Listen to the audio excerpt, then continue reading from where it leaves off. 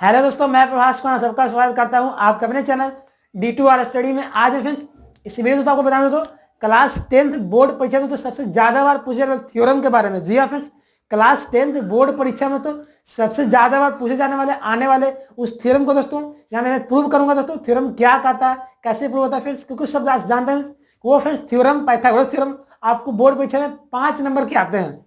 जब भी आते हैं फ्रेंड्स तो 5 नंबर के आते हैं और बहुत बार पूछे गए, रिपीट किए गए। तो इस थ्योरम को हम सोल्व करेंगे। तो समझना क्लियर करना, तो वीडियो को बस अंत तक देखते रहेगा। वीडियो अच्छा लगेगा तो लाइक कर दीजिएगा और फिर सीखिएगा तो प्लीज यार हमारे चैनल को सब्सक्राइब कर दीजिएगा। तो सब जानते हैं फ्रेंड्स, आप सबका बोर्ड एग्जाम 23 बहुत नजदीक आ गया है और ये थ्योरम आपको आ सकते हैं। तो कभी नहीं किए होंगे सोल्व इसको तो फ्रेंड्स हमारे वीडियो के माध्यम से कर लीजिए, ठीक है। आपको बहुत ही इंपॉर्टेंट साबित होगा एग्जाम के लिए, ठीक है। तो जैसे कि देख सकते हैं ये पाइथागोरस थ्योरम है। इसके पहले मैं थ्योरम को करा दिया हूँ, थेल्स का विलोम वो भी आता है, ये भी आता है। तो थेल्स पाइथागोरस क्या कहता है, ये 2011 में पूछा है, 12 में पूछा, 2013 में सेकंड सिटिंग मैथ का, 2015 में, 2016 में।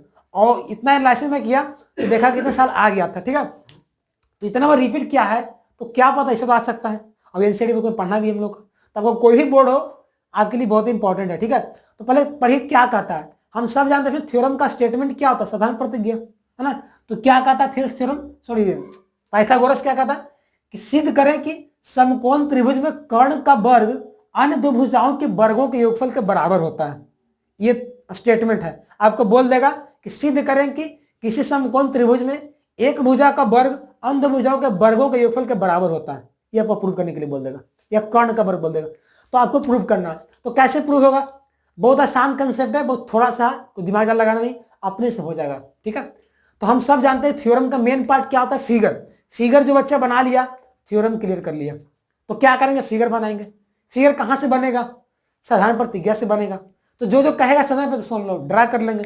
तो सबसे पहले क्या कहा है, क्या आपको समकोण त्रिभुज बोला है बनने के लिए। तो हम लोग क्या करेंगे, एक सुंदर सा सुसज्जित एक समकोण त्रिभुज बना लेंगे, यानी कि राइट एंगल ट्रायंगल।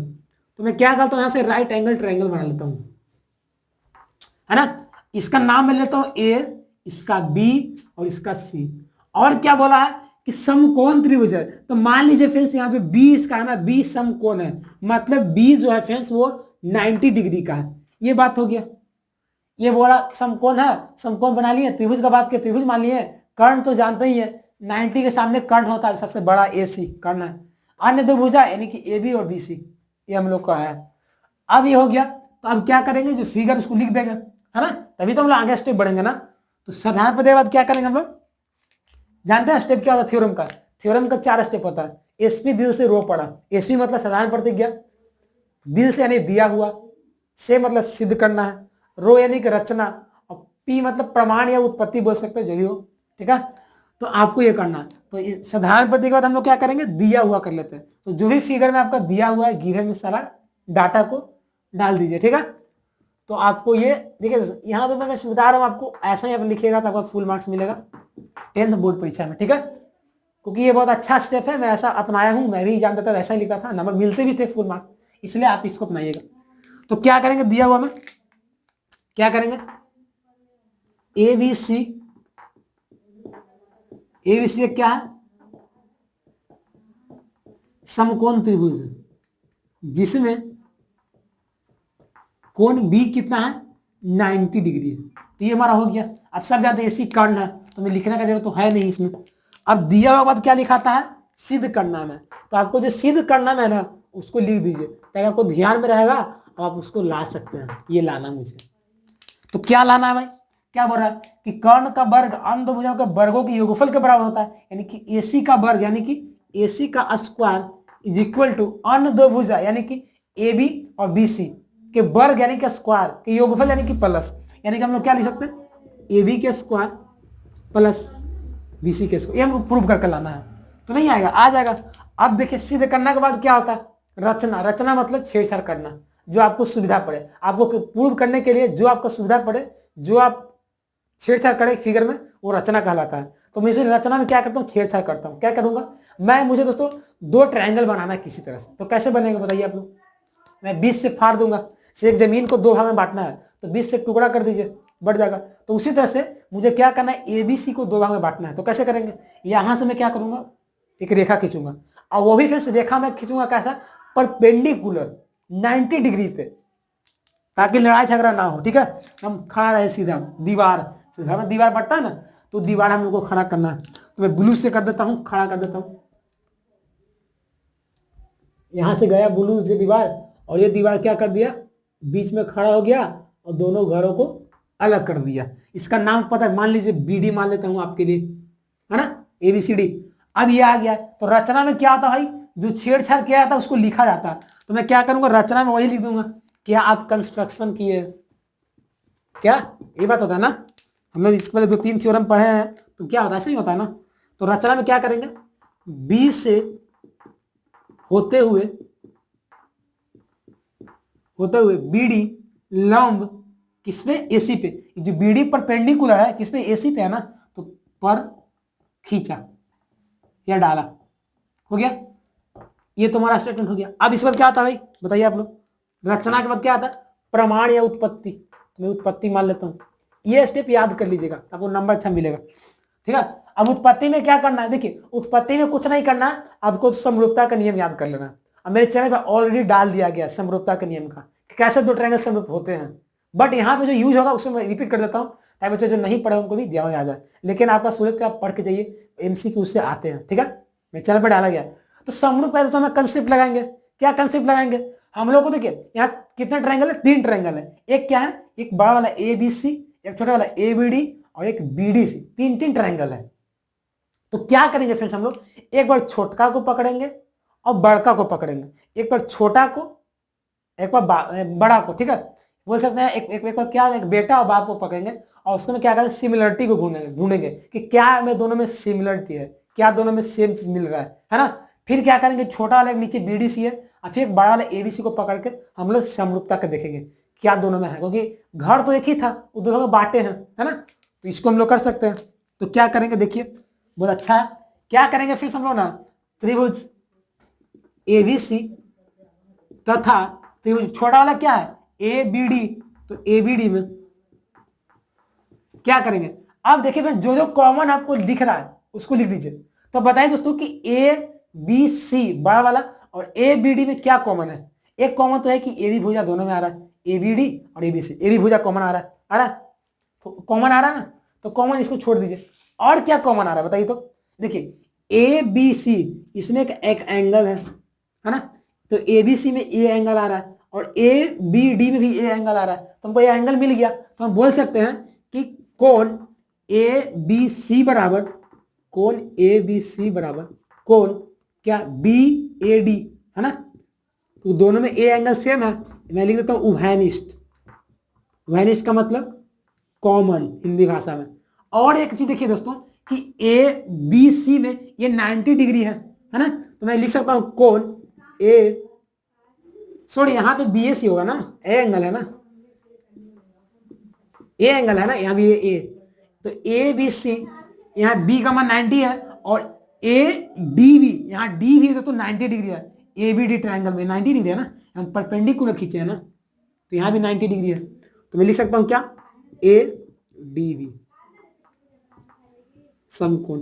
और फिर जरा मेरी बातों को याद करिए कि मैंने बताया था कि जब भी दो ट्रायंगल का एंगल सेम हो जाए, दो एंगल मिनिमम 2 एंगल, तो वो ट्रायंगल समरूप हो जाता है। समरूप का मतलब सिमिलर।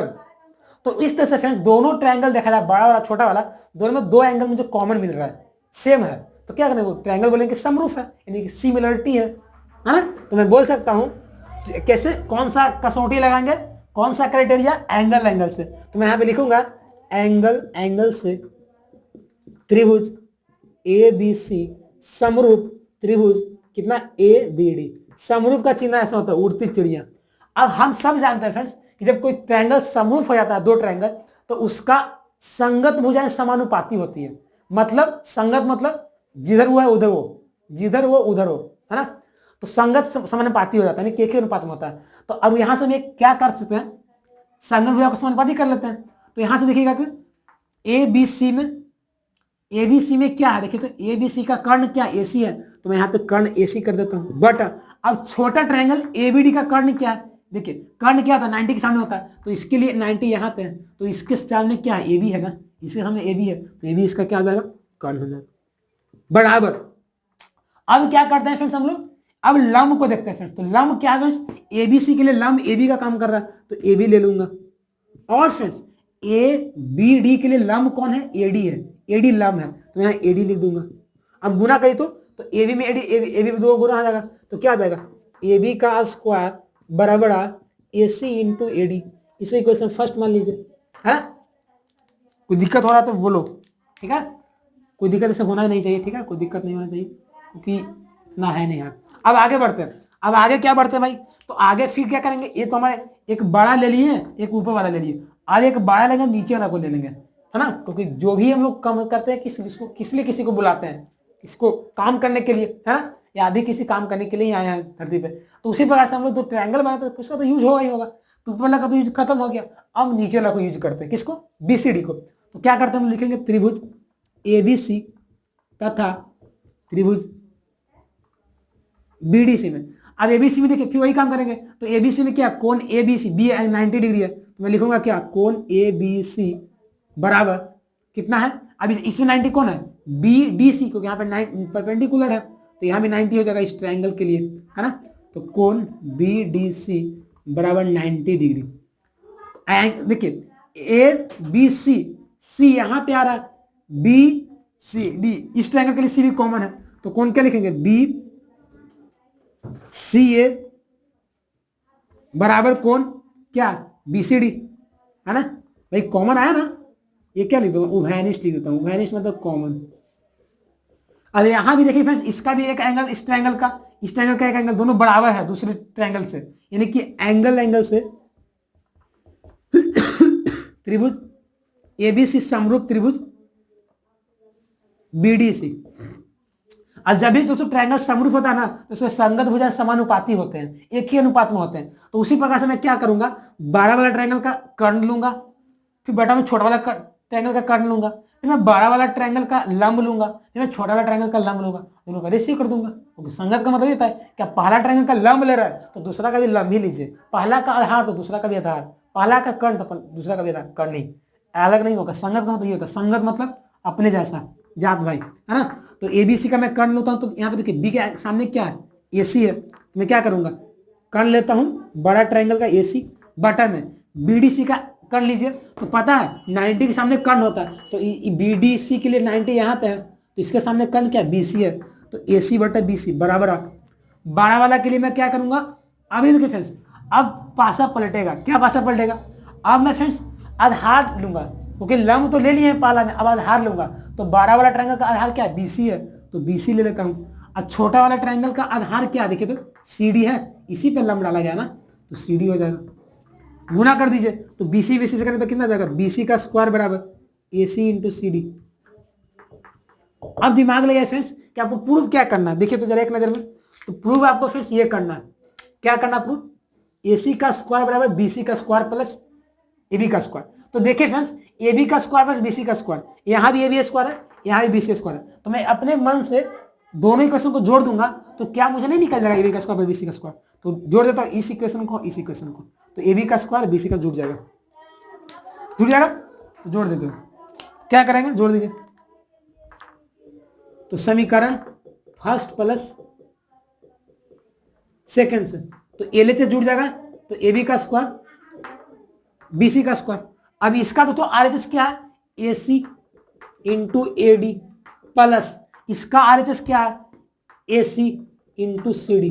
अब बताइए दोस्तों किसमें कॉमन आपको कुछ दिख रहा है, दिख रहा होगा, है ना, एसी एसी, तो मैं एसी कॉमन ले लेता हूं तो क्या आ जाएगा, एडी प्लस सीडी, है ना। अब आप बताइए दोस्तों कि एडी प्लस सीडी कुछ मिलता है दोनों जुड़ के, एडी प्लस डीसी या सीडी मिलता है दोनों, तो दोनों को तो मैं जोड़ूंगा, इसको जोड़ूंगा तो एसी नहीं बन जाएगा, तो मैं इतना जब एसी नहीं लिख सकता हूँ, लिख सकता हूँ तो एबी का स्क्वायर प्लस बीसी का स्क्वायर बराबर एसी इंटू एसी, है ना। तो एबी का स्क्वायर बराबर गुना कर दीजिए, तो बीसी का स्क्वायर बराबर एसी में से गुना करके कितना हो जाएगा, एसी का स्क्वायर हो जाएगा। तो फाइनली आपका दोस्त ये प्रूव होके आ गया है, जो कि बहुत अच्छा था। अब 5 नंबर का भाई आता है, इसको याद कर लो फिक्स, तो ये प्रूव हो गया। कैसे प्रूव समझ आया, कोई बड़ा चीज नहीं है भाई, दिमाग लगाना है, मैं इतना ईजी करके बताया हूँ तो एक का स्टेप करके, ताकि अगर माइंड में कोई कचरा ना रहे कि भाई कहाँ से आ गया है ना, तो मैं पूरा ईजी कर दिया हूँ, इसलिए ध्यान रखिएगा। ई समझ पाया था क्या यहाँ, इसलिए हुआ एडी सी डी क्योंकि एडी और सी डी मिलकर दोनों AC बनाएगा, तो इसलिए इसके जगह पे मैं AC लिख दिया हूँ। अब गुना के तो AC का स्क्वायर, तो AB प्लस BC का स्क्वायर AC का स्क्वायर, हमको यही तो लाना था प्रूव करके, है ना। यहाँ में लिख दीजिए आप लोग, यहाँ में क्या कर सकते हैं आप लोग, यहाँ में ये कर सकते हैं कि उल्टा कर दे सकते हैं, AC का स्क्वायर बराबर AB का स्क्वायर प्लस BC का स्क्वायर, है ना, ये भी कर सकते हैं। तो प्रूव हो गया। तो फाइनली फ्रेंड्स, प्रूव हो गया। आपको याद करना चाहिए, 5 नंबर का हमारे सवाल याद आएंगे हमेशा, इसको ध्यान में रखिएगा क्योंकि इतना बार रिपीट कर चुका है, ठीक है, तो इसको नोट कर लीजिए आप।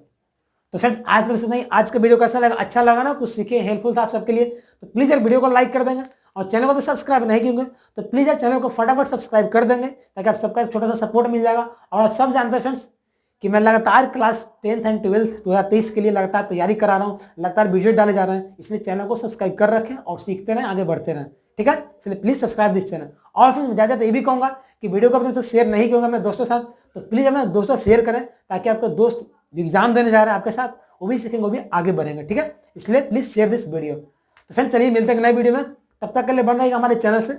जय हिंद, जय Bharat, take care, bye, best of luck.